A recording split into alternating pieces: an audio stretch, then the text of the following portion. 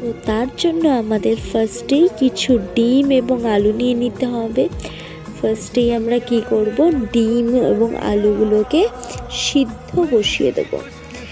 তো সিদ্ধ বসিয়ে দেওয়ার পরে সেগুলোকে ছাড়িয়ে নেব, নিয়ে একটি পাত্রে রেখে দেব।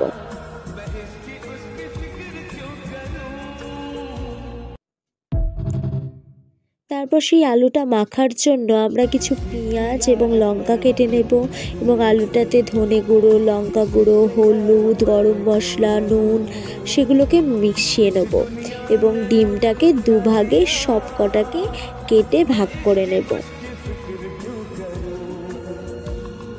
তারপর আমরা দুটো ডিম নিয়ে একটি পাত্রে সেটাকে ভেঙে নুন দিয়ে ফাটিয়ে রেখে দেব এবং আমরা ব্রেড ক্রাম্বস বা কোনো টোস্ট থাকলে সেগুলোকে ভেঙে এক জায়গায় রেখে দেবো।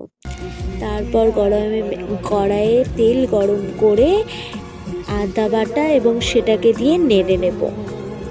তারপর একটা ডিমের চারিদিকে ভালোভাবে ওই আলুগুলোকে কোট করে নেব। কোট করে নেওয়ার পরে সুন্দর একটা ডিমের আকার দিয়ে দেবো তাকে।